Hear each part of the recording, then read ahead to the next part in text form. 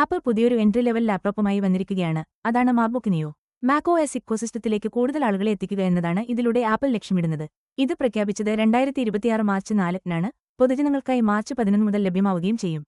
ഇതുവരെ ഇറങ്ങിയ മാക്ബുക്കുകളിൽ വെച്ച് ഏറ്റവും വില കുറഞ്ഞ മോഡലാണ് ഈ നിയോ. $599 ഇതിന്റെ തുടക്കവില. വിദ്യാർത്ഥികൾക്ക് $499 ഇത് ലഭിക്കും. ഈ നീക്കത്തിലൂടെ ആപ്പിൾ ബഡ്ജറ്റ് ലാപ്ടോപ്പ് മാർക്കറ്റിലേക്ക് വലിയൊരു ചുവടുവെപ്പ് നടത്തുകയാണ്. സാധാരണയായി ക്രോംബുക്കുകളോ എൻട്രി ലെവൽ വിൻഡോസ് പിസികളോ തിരഞ്ഞെടുക്കുന്ന വിദ്യാർത്ഥികളെയും സാധാരണ ഉപയോക്താക്കളെയും ആകർഷിക്കുക എന്നതാണ് ആപ്പിൾ ഇതിലൂടെ ലക്ഷ്യമിടുന്നത്.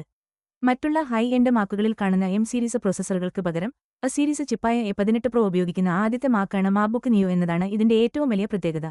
ഈ ആർക്കിടെക്ചർ മാറ്റത്തിലൂടെ ആപ്പിൾ ലക്ഷ്യമിടുന്നത് മുൻപൊരിക്കലുമില്ലാത്ത വിലയിൽ ഒരു മുഴുനീള മാക്ക് അനുഭവം നൽകാനാണ്. ഇത് തീർച്ചയായും അഫോർഡബിൾ കമ്പ്യൂട്ടിംഗ് വിപണിയിലെ മത്സരത്തെ തന്നെ മാറ്റിമറിച്ചേക്കാം. മാക്ബുക്ക് നിയോയിൽ 13 ഇഞ്ച് ലിക്വിഡ് റെറ്റിന ഡിസ്പ്ലേയാണുള്ളത്. 2408x1506 പിക്സൽ റെസല്യൂഷനും 500 നിറ്റ്സ് വരെ ബ്രൈറ്റ്നസും ഇതിനുണ്ട്. തെളിഞ്ഞതും മിഴിവേറിയതുമായ ഒരു കാഴ്ചാനുഭവം ഇത് നൽകുന്നു. ഈ ഡിവൈസിന് കരുത്ത് നൽകുന്നത് ആപ്പിളിന്റെ A18 Pro ചിപ്പാണ്. 2 പെർഫോമൻസ് കോറുകളും 4 എഫിഷ്യൻസി കോറുകളുമുള്ള 6 കോർ സിപിയുവും 5 കോറുകളുള്ള ജിബിയുവും ഇതിൽ വരുന്നുണ്ട്. 8 GB യൂണിഫൈഡ് മെമ്മറിയും ഇതിനൊപ്പമുണ്ട്.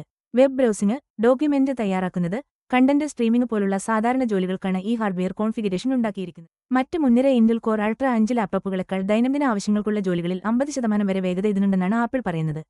ഇനി കുറച്ചുകൂടി ഡിമാൻഡിംഗ് ആയ ജോലികളാണെങ്കിൽ ഓൺ ഡിവൈസ് AI ടാസ്കുകൾക്ക് നിയോയ്ക്ക് 3 ഇരട്ടി വേഗതയുണ്ട്. ഫോട്ടോ എഡിറ്റിംഗിന് ഇരട്ടി വേഗതയും ഇതിനുണ്ട്.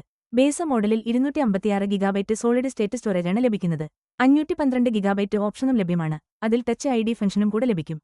ബാറ്ററി ലൈഫ് 16 മണിക്കൂർ വരെയാണ്. അതുകൊണ്ട് മിക്ക ആളുകൾക്കും ഒരു ദിവസം മുഴുവൻ ഒറ്റ ചാർജിൽ ഇത് ഉപയോഗിക്കാൻ കഴിയും. ആപ്പിൾ മാക്ബുക്ക് നിയോ $599 പുറത്തിറക്കാൻ തീരുമാനിച്ചത് അവരുടെ മാർക്കറ്റ് തന്ത്രത്തിലെ ഒരു പ്രധാന വഴിത്തിരിവാണ്. വിദ്യാഭ്യാസ മേഖലയിലും സാധാരണ ബജറ്റിൽ ലാപ്ടോപ്പ് നോക്കുന്നവർക്കിടയിലും ക്രോംബുക്കുകൾക്കും എൻട്രി ലെവൽ വിൻഡോസ് ലാപ്ടോപ്പുകൾക്കുമുള്ള ആധിപത്യത്തിന് ഇത് നേരിട്ട് വെല്ലുവിളിയുയർത്തും.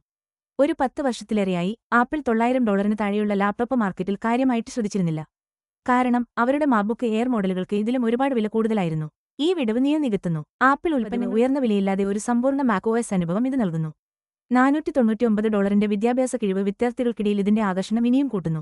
ഇത് സ്കൂൾ ഡിസ്ട്രിക്റ്റുകൾക്കും വ്യക്തിഗത പഠിതാക്കൾക്കും വളരെ മത്സരാധിഷ്ഠിതമായ ഒരു ഓപ്ഷനാക്കി മാറ്റുന്നു. ഈ കുറഞ്ഞ വിലയും ആപ്പിൾ സിലിക്കണിന്റെ തെളിയിക്കപ്പെട്ട പ്രകടനവും ചേരുമ്പോൾ ലക്ഷക്കണക്കിന് പുതിയ ഉപയോക്താക്കളെ ആപ്പിൾ ഇക്കോസിസ്റ്റത്തിലേക്ക് എത്തിക്കാനാണ് ഇത് ലക്ഷ്യമിടുന്നത്. ഇത് ദീർഘകാല ബ്രാൻഡ് ലോയൽറ്റി വളർത്താനും ആപ്പിളിന്റെ മൊത്തത്തിലുള്ള മാർക്കറ്റ് ഷെയർ വർദ്ധിപ്പിക്കാനും സഹായിക്കും. മാക്ബുക്ക് നിയോയ്ക്ക് നല്ല ഉറപ്പുള്ള അലുമിനിയം ബോഡിയാണ്. സൈഡുകളും വെക്കുകളുമൊക്കെ അല്പം റൗണ്ടഡാണ്. സിൽവർ, ബ്ലഷ്, സിട്രസ്, ഇൻഡിഗോ എന്നിങ്ങനെ 4 കിടിലൻ കളറുകളിൽ ഇത് വാങ്ങാൻ കിട്ടും.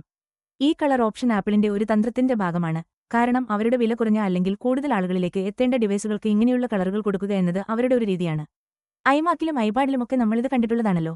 ആശയവിനിമയത്തിനായിട്ട് ഇതിൽ ഒരു 1080p FaceTime HD ക്യാമറയുണ്ട്.